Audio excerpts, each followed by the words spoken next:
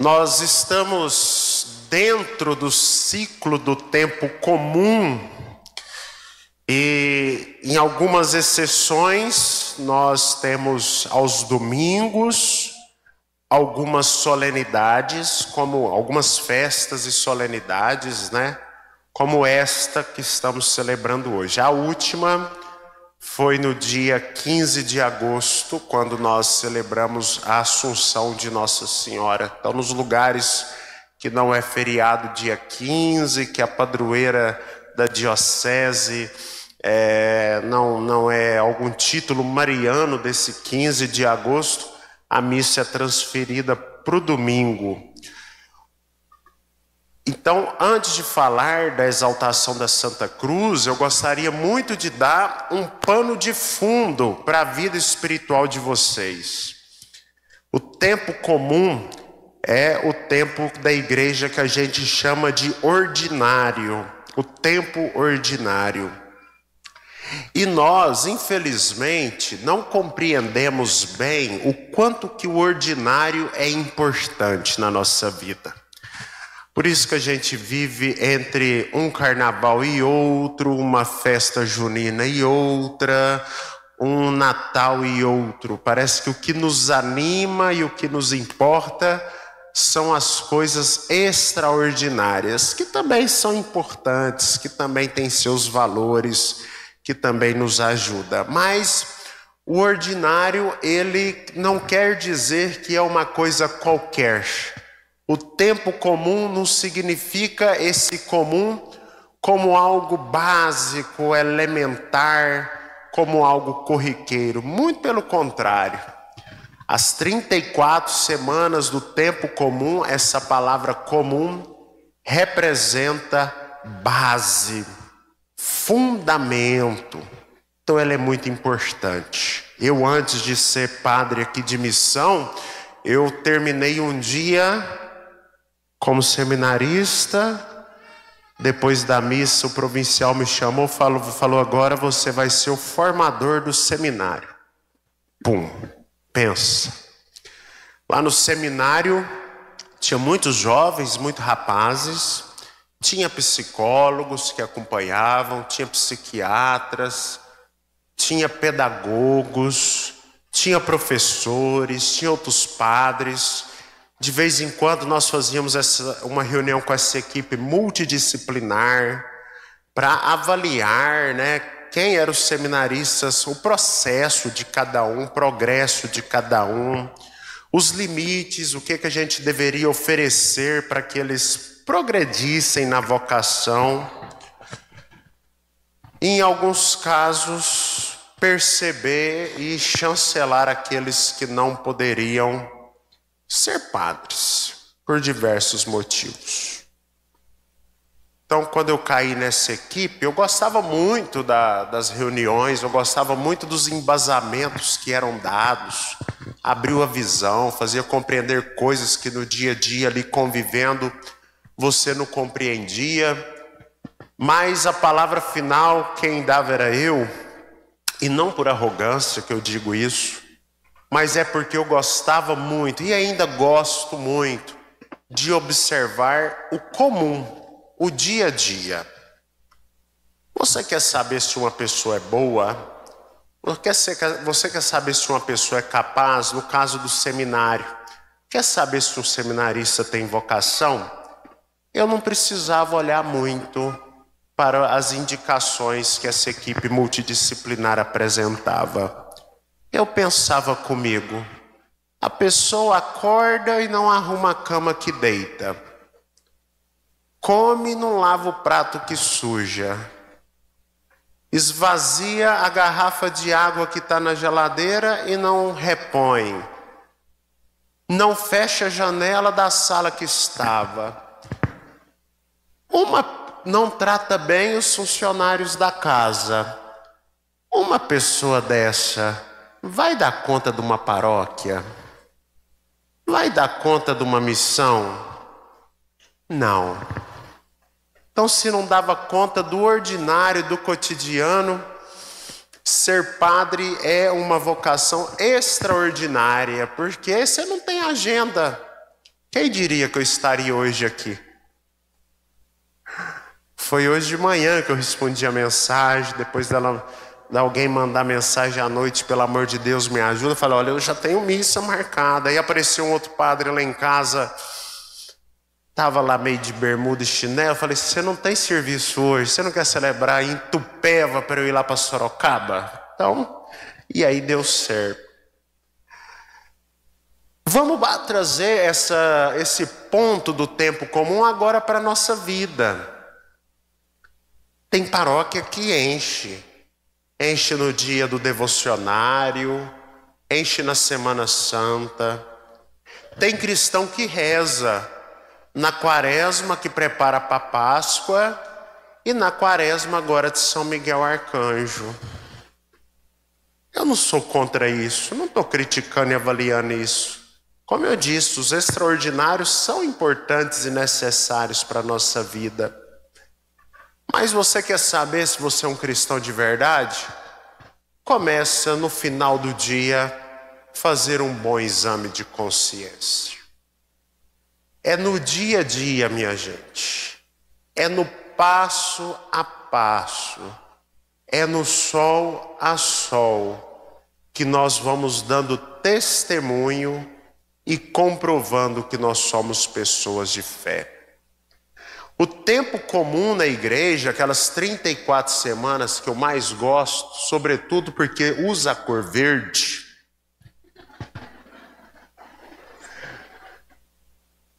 Vocês estão rindo, mas agora não é por causa do Palmeiras. É porque a cor verde que a gente usa no tempo comum, ela fala do objetivo e da finalidade desse período da liturgia que nós estamos vivendo. Se eu perguntar para vocês, se é a cor verde, então o objetivo dela é o que ela significa, não é? E o que é que o verde significa? Todo mundo vai falar esperança, mas não é isso. Quem é do interior aqui, levanta a mão. Sorocaba não é tão grande assim, né? Só no TikTok. Mas aqui é interior. Fiz missão por aqui, conheço. No interior, quando nós vamos para debaixo de um pé de fruta, de manga, por exemplo, e você vê aquela manga grande e bonita, mas você fala assim, não posso apanhá-la agora, porque ela está verde. Se ela está verde, ela precisa de um tempo a mais de cultivo ali no pé, não é isso? E quando ela estiver pronta, a gente fala que aquela fruta está madura. O tempo comum é, então, o tempo da igreja, que é a sua grande catequese, que tem por finalidade nos fazer amadurecer na nossa vida de fé. Para nós não sermos essas várias caricaturas de cristão que nós temos. Os cristãos de temporada, os cristãos de superstição, os cristãos que têm falsas imagens de Deus. E quer ver uma falsa imagem de Deus? Menino, não faz isso porque Deus, uma falsa imagem de Deus, temos que destruí-la, está aqui no Evangelho. Deus amou tanto o mundo que enviou o seu Filho único para salvar o mundo, não para castigar o mundo. Aí uma falsa imagem de Deus. Quem dera se isso fosse falsas imagens de Deus, né? E fosse o problema da religião, a gente quebrava, tirava isso não é essencial para nós não, né? Outra falsa imagem de Deus, essa é muito presente nos nossos dias atuais, e o padre observa isso muito no trabalho dele missionário, observo muito isso nas confissões e nos direcionamentos espirituais. Nós fazemos de Deus o nosso servo e não nos queremos colocar como servos de Deus. Vamos ver um termômetro disso? Você dobra seu joelho no chão e reza para quê? Para ouvir o que Deus tem a falar? ou para tentar na sua novena, no seu jejum, na sua oração, dobrar a Deus a sua vontade e aquilo que você quer alcançar. Não é errado pedir a Deus. Não é errado perseverar na oração atrás daquilo que nós queremos alcançar. Mas não faça de Deus o seu funcionário. Não faça de Deus o seu servo, a ponto do momento que Ele não te atende, você rompe a relação com Ele e não sustenta mais a sua vida de oração. A terceira falsa imagem de Deus que nós temos é essa aí, que quem tem insônia, eu convido a não mexer no celular quando tiver insônia e vai dar uma passeadinha nos canais de televisão. É o Deus da prosperidade. Quanto mais eu dou a Deus, mais Deus me retribui. E aí os nossos irmãos, tem padre assim também, mas nossos irmãos evangélicos são campeões nisso. Eles não gostam de Maria. Maria era uma menina pobre, da pele queimada, nunca usou nada de ouro. Eles gostam de Esther, a rainha que veste de ouro de Ofir. Eles não gostam de ver Jesus crucificado, porque ali está alguém que foi 100% fiel, ali está alguém que foi 100% honesto. E como é que ele está ali? Com o carro do ano? Com a casa trocada? Com diploma de PhD? Não. Ele está ali todo ferido, machucado. Jesus nasceu pobre, viveu pobre, pobre do berço, pobre da cruz. Então, colocar Jesus crucificado, muitas das vezes, para essa teologia da prosperidade, é uma conta que não fecha. Há muitas teologias que a conta não fecha. E o padre está falando do quê? Que as 34 semanas do tempo comum é um tempo para o nosso amadurecimento. Como que a gente amadurece na vida de fé? E aqui eu vou dar 3 dicas para vocês. A primeira, a mais importante, a fundamental. E isso quem escreveu foi o Papa Bento XVI, numa encíclica chamada Deus Caritas Est, Deus é Amor. Depois o Papa Francisco continuou essa perspectiva na Evangelii Gaudium. Então nós temos esses 2 papas que nos diz isso. E nós temos isso perfeitamente escrito num documento que é fundamental para nós católicos que habitamos aqui na parte do continente chamado América Latina e Caribe. É um documento chamado Documento de Aparecida. Todo mundo deveria ler esse documento.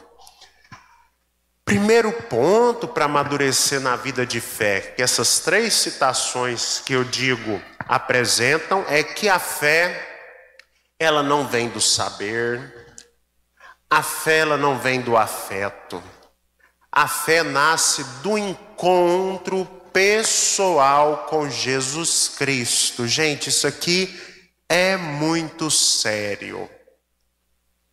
Você pode ser um bom católico, ter comprado todos os cursos do padre fulano, do influenciador ciclano.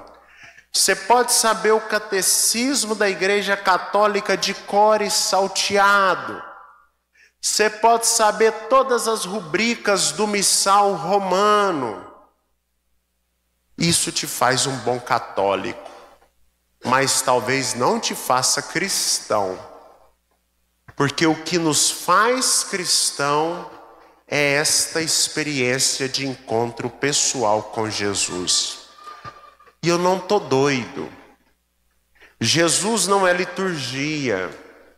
Jesus não é livro. Jesus não é personalidade. Jesus não é uma figura do passado.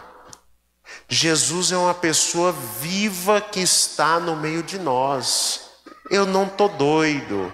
Quer ver que eu não estou doido? O Senhor esteja convosco. Precisamos encontrar Jesus no meio de nós. É isso que nos faz cristãos. É essa experiência de encontro. E pega a Sagrada Escritura e veja. Quando os apóstolos começam a experimentar Jesus ressuscitado, Pedro era medroso. Correu falando, eu vi o Senhor. As mulheres que eram excluídas, Madalena, a outra Maria, Maria de Cleópatra, nós vimos o Senhor. Esse encontro é o que nos faz cristãos. Eu preciso me encontrar com Jesus. Sem esse encontro, a nossa vida, e é o que o Papa Francisco disse, sem o encontro pessoal com Jesus, nós não somos capazes de testemunhar a alegria do Evangelho. Tem alguém com cara feia aqui? Mal-humorado? Triste? Aqui em Sorocaba não tem, mas tem lugar que eu passo para fazer a missão. Tem aquelas donas que andam com a chave da igreja, né? O vestido vai até torto. Dona, a senhora me empresta a vela? Tudo brava, sem educação. Como há padres também sem educação, de mal com a vida, né? Sobretudo quando não encontra com Jesus e torce para o Corinthians. Aí é uma questão mais... Mas isso aí a gente conversa depois. Então, sem o encontro pessoal com Jesus, é impossível amadurecer na vida de fé. Depois, o segundo ponto. Qual que é o primeiro? Vamos repetir? Encontro pessoal com Jesus. O segundo ponto. É necessário encontrar apenas, a gente encontra gente todo dia na rua. Mas depois de encontrar com Jesus, eu preciso estabelecer com Ele uma relação de amizade. É o que está escrito em João, capítulo 10, também está lá no capítulo 15, escrito. Jesus fala assim, gente, eu não chamo vocês mais de discípulos, eu não chamo vocês mais de servos, porque o discípulo e o servo não sabe o que o seu Senhor faz. Eu, porém, vos chamo de amigos. E aqui, nessa chave desse segundo ponto, está uma dica para a sua vida de oração. Por que às vezes você não consegue vir à igreja? Ou não é agradável estar aqui? Por que você não consegue, às vezes, sustentar seu rosário na madrugada? Por que você não consegue vencer seus pecados de estimação? Porque você não tem Jesus como amigo. Amigo mesmo. Amigo de verdade. Se eu vou rezar não para cumprir tabela, mas para encontrar o meu amigo, a oração se torna um gozo.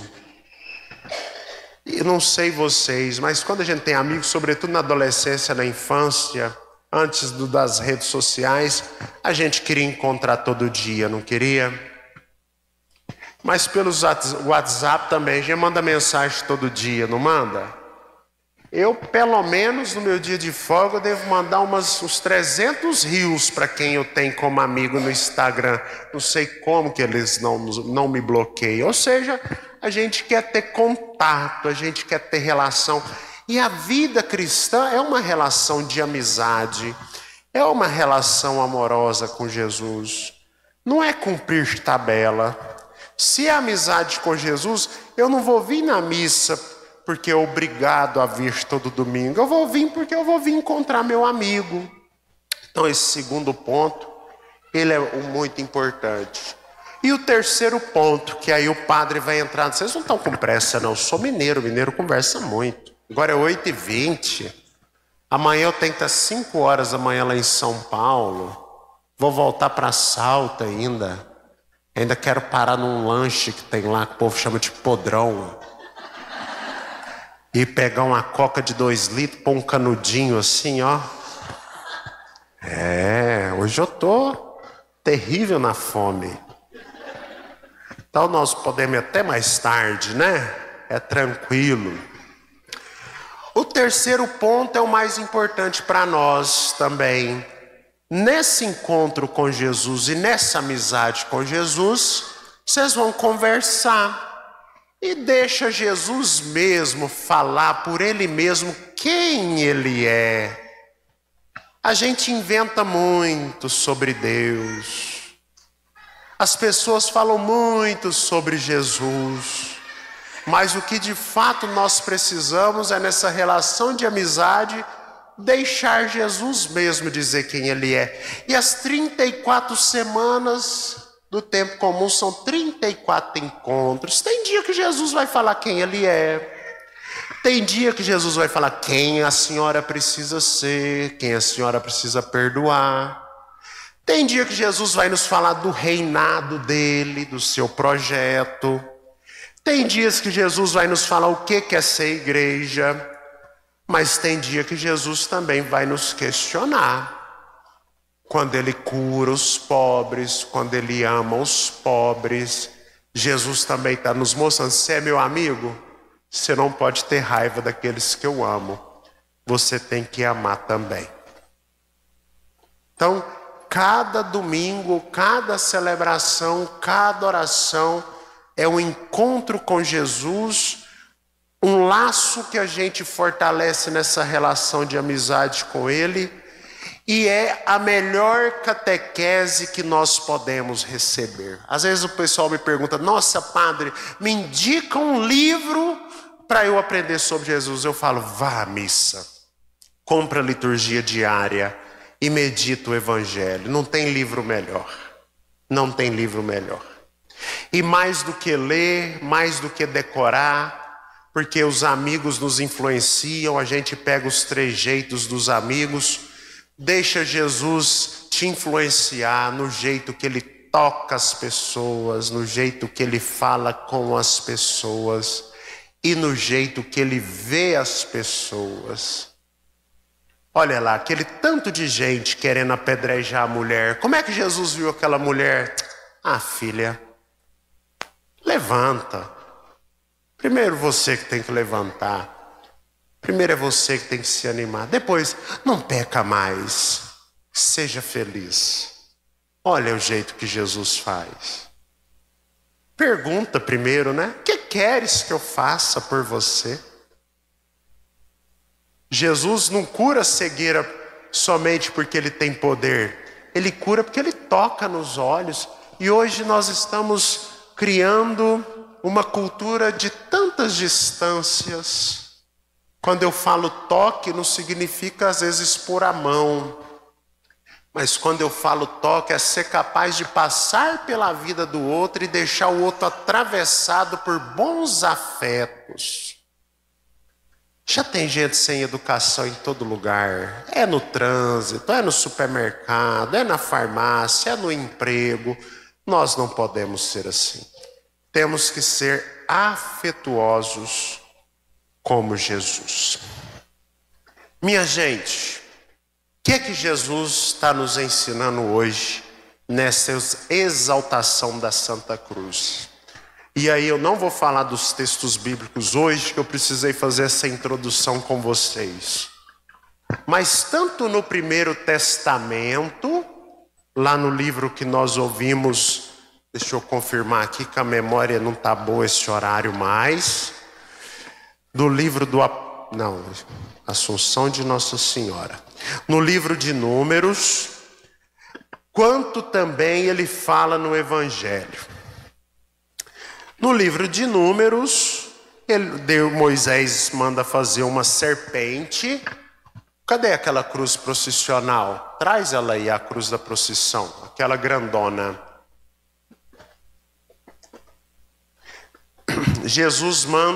Moisés manda fazer uma serpente de bronze. Coloca ela no chão aqui, por favor, deitada mesmo. Não, é ela mesmo, pode trazer, não é pecado não. Pode pôr ela deitada aí. E você vai ficar aí, mas não precisa ficar agachada não, que vai que te dá labirinto, né? ou uma cãibra, já pensou? Tem que parar a missa para te acudir?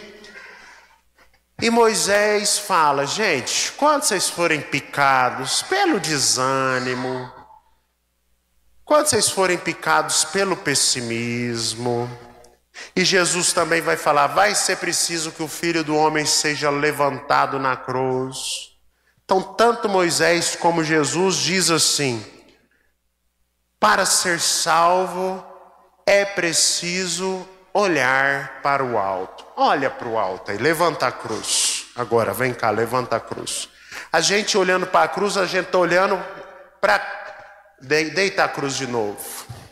Deita a cruz de novo.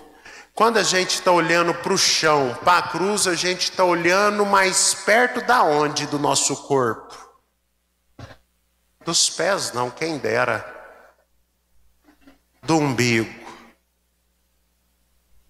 O centro do mundo é o seu umbigo. Quando eu me coloco como autorreferência, quando o meu modo de ver é o certo, o meu modo de pensar é o certo, quando eu dou aqueles tapão na mesa e falo aqui quem manda, quem tem razão sou eu sou uma pessoa autocentrada, egoísta. Qual que é a primeira coisa que Jesus quer nos ensinar hoje? Esse movimento. Levanta a cruz, por favor. Olha aqui, gente, amadurecer na vida de fé. Como é que o feto fica na barriga da mãe? Como é que é a posição fetal? Encurvado sobre si mesmo.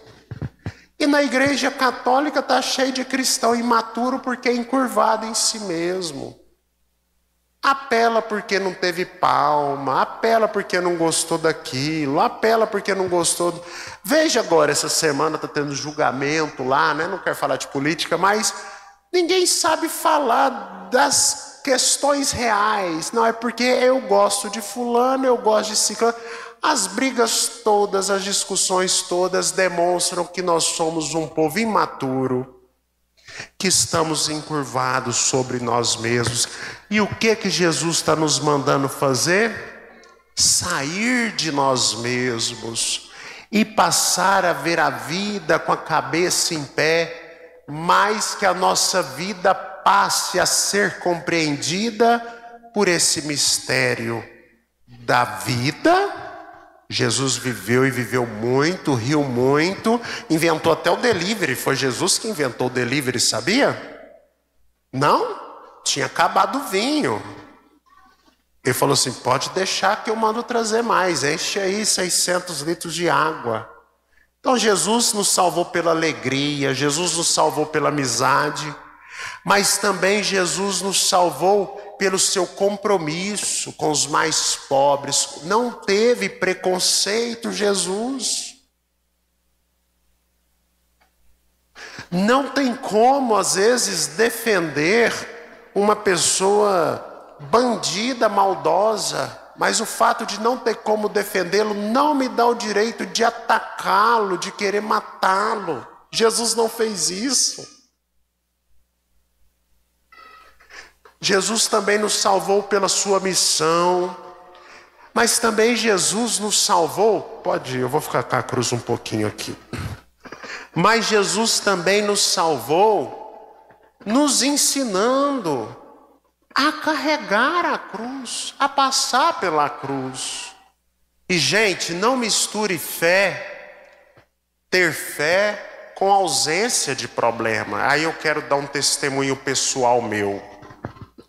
Eu sou filho único, meu pai tinha 56 anos de idade. Isso foi agora em 2019. Eu estava com a minha ordenação marcada. Tinha ido dezembro lá em casa, joguei bola com meu pai, fomos fazer uma caminhada, uma corrida lá, porque pai era muito esportista. Eu falei, vai devagar que eu não dou conta de acompanhar o senhor. No final da corrida ele falou para mim assim, tem uma dorzinha no quadril que está me incomodando. Eu morava ainda em Belo Horizonte. Você podia marcar uns exames para mim lá em maio, que eu queria lá fazer um check-up, aproveitar, ficava uns dias com você. Eu falei, perfeitamente. Voltei para a missão, coordenação de padre marcada, penso, o momento mais feliz da minha vida. Fiz tudo certo, né? Só tinha que ter bênção na minha vida, não foi? Por isso que eu aprendi que nem tudo é assim, essa conta não fecha. Quando eu chego em Belo Horizonte, poucas horas depois, minha mãe me liga, eu estou com seu pai no hospital, ele deu uma convulsão. Foi fazer exame, pai nunca tinha bebido bebida alcoólica, nunca tinha fumado. Quando fez os exames, era um câncer de pulmão. Não tinha sintoma nenhum, o último sintoma foi já os tumores no cérebro. E a dor no quadril já era os tumores nos ossos, no fígado, no baço. Eu lembro perfeitamente que naquele dia eu desmarquei minha ordenação, guardei todos os meus paramentos de diácono e falei, eu não mexo com isso mais. Isso é uma sacanagem de Deus. Pedi licença da minha congregação, saí de Belo Horizonte e vim para Barretos morar com meu pai. E fiquei umas 3 semanas com ódio mortal de Deus. Um belo dia, como olhar para a cruz salva, é isso que eu estou dizendo. Hospital de Câncer de Barretos é um hospital católico. Todo lugar tem um crucifixo.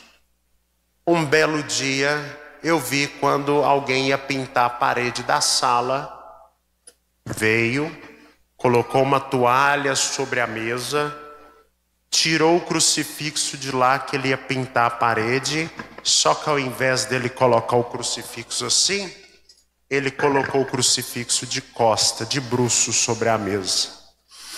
Quando eu vi aquela cena, veio uma voz no meu coração e falou assim, Hugo, o que tem depois da cruz? O que tem atrás da cruz? A ressurreição.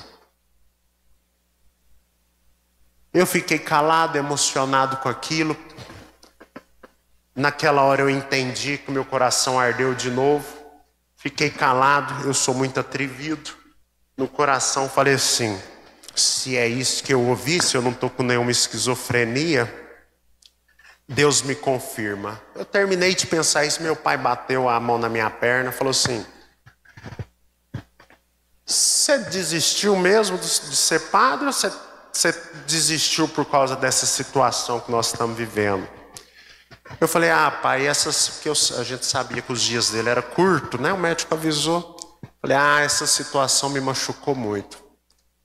Ele falou para mim assim, marca sua ordenação rápido para eu poder participar. Aquele olhar na cruz me salvou. E eu falo, foi o pior momento da minha vida? Foi. Mas também acompanhar meu pai morrendo, carregando a cruz dele, assumindo aquela situação, foi também o meu melhor momento da minha vida. Foi o que me fez cristão. Foi o que me fez homem de fé. Foi o que fez eu entender aquilo que São Francisco de Assis falava, bendita também seja a irmã morte. Meu pai naquele dia ainda virou para mim, voltando para casa, falou assim, eu quero te fazer um pedido, você vai ordenar padre então? Já marquei para o dia 13 de julho, já tudo telefone ali em Barretos, marquei, pedi para uns amigos organizar a ordenação.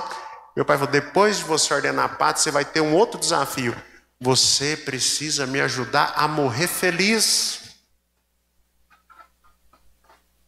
E meu pai sempre falava, e lá em Barretos a gente vendo aquelas coisas, e também foi uma coisa que eu nunca pedi, o milagre não era a cura.